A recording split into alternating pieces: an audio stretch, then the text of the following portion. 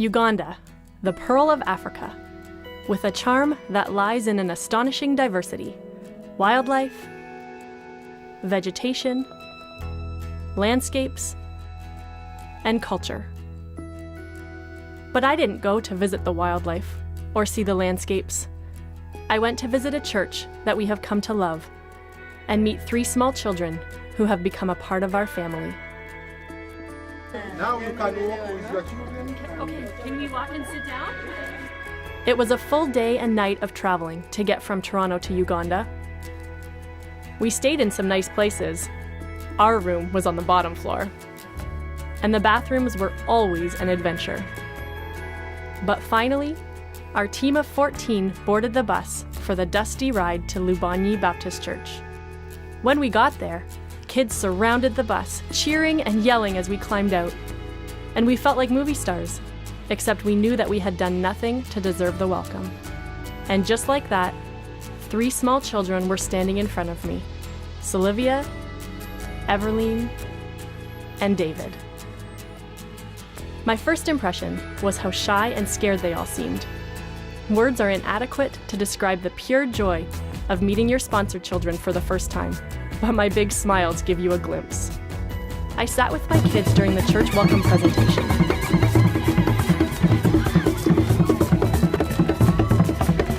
And Everline fell asleep on my lap. So I guess even unfamiliarity can't stop a tired child. We were slowly breaking the ice.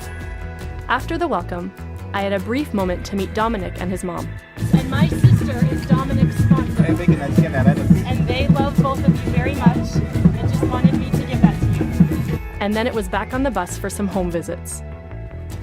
Each family had their own unique story that stole my heart.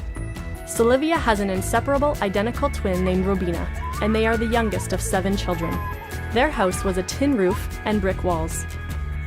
About a year ago, the family hit a low point. Mom and Dad were struggling to find work and earn money, and the family was having a very difficult time even feeding the children. It got to such a hopeless point that Dad actually left, just couldn't bear to watch his children starve any longer. As the church and project leaders reached out to him, a family donation arrived that we had sent.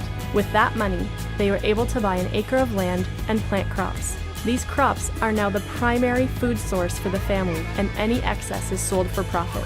Mom and Dad are back together and doing extremely well. God took our small gift and used it. We might not be able to change the world, but we can help change things for that one family. And if we ever wanted validation as to why God would have called Joel into his career and everything that comes with it, this moment was enough. It was to do things like this. Everline's house was next, where I met her dad, Gabrielle, What's your name? and her grandma, Leonita. So nice to meet you. Her house was a small, thatched roof mud hut. Everline is a very beautiful girl, but I felt like there was a sadness in her eyes. She is an only child, and her dad has epilepsy. Until recently, it was untreated, and her mom left them a few months ago, tired of the seizures, and likely scared that the seizures were caused by witchcraft. The church helped Gabrielle to get on proper medication, so his seizures are now under control, and we're praying that her mom will come back. By the time we got to David's house, it was dark, but the welcome was loud and joyful.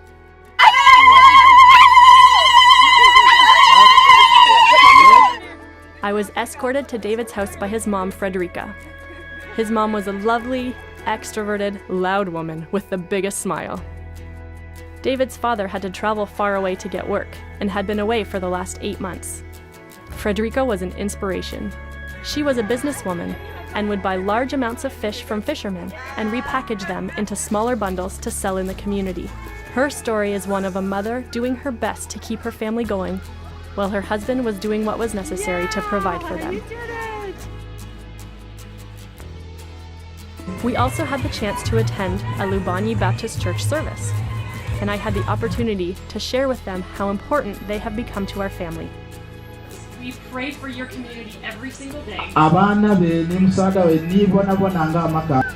Meeting all of these people is something I will never forget, and this day ranks up there as one of the best days of my life. So after all this, what's next? Well, we're in. We're all in, for as long as God will allow us to be. This country and this community has captured our hearts.